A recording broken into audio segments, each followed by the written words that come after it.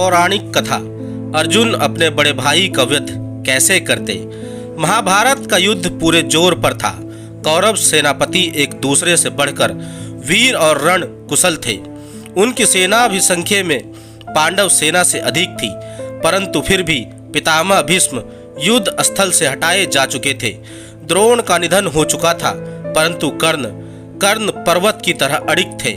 परशुराम के इस शिष्य को हराना इतना सरल नहीं था।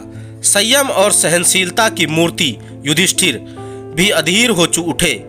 अर्जुन को छोड़ कर्ण बारी बारी सब भाइयों को मात दे चुके थे। वह तो कुंती से वचनबद्ध होने के कारण उन चारों की हत्या नहीं की थी, पर कर्ण ने उन सब को उस बिंदु तक ले जाकर छोड़ा था जहां से वह सहजता से ही उनका वध कर सकते थे। परंतु यह जीवनदान स्वाभिमानी वीरों के लिए हार से भी बदतर था, मृत्यु से भयंकर था।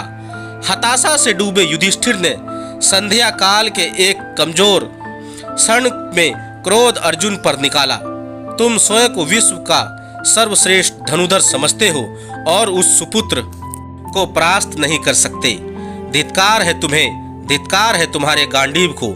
अर्जुन अपनी भत्सरना सुन सकते थे, अपने गांडीव की नहीं। जो भी उन्हें गांडीव का अपमान करेगा उसे वह जीवित नहीं छोड़ेंगे, ऐसा प्रण था उनका। परंतु आज अपमान करने वाला और कोई नहीं, उसके ज्येष्ठ भ्राता थे। उसके पिता तुल्य उनकी हत्या की बात तो सोची भी नहीं जा सकती थी, परंतु अपना प्रण उससे भी झूठे कैसे पड़े। दुविधा में थे अर्जुन और उन्हें इस दुविधा से निकाला श्री कृष्ण ने। उन्होंने एक राह सुझाई। प्रीत निंदा की प्रीत हत्या के समान है, अतः तुम वैसा कर अपने प्रण की रक्षा कर सकते हो। अर्जुन ने बड़े भाई की उनके धुत व्यसन की कड़ी निंदा की। उन्हीं के कारण ही वह इस स्थिति को पहुंचे थे। पत्नी समेत वनों में भटकते थे, वर्षों अपमान के दंश सहे थे। युधिष्ठिर की प्राण रक्षा तो हो गई, परंतु अर्जुन पर पाप लग गया प्रीत हत्या का, और अर्जुन इस बोझ को लेकर नहीं जी सकते थे।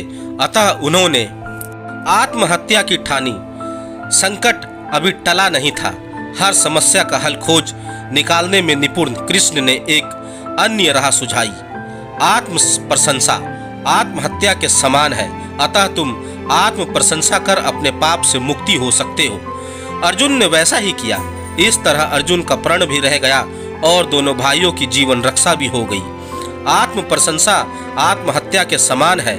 श्री कृष्ण के इस कथन को आज कितने लोग याद रखते हैं।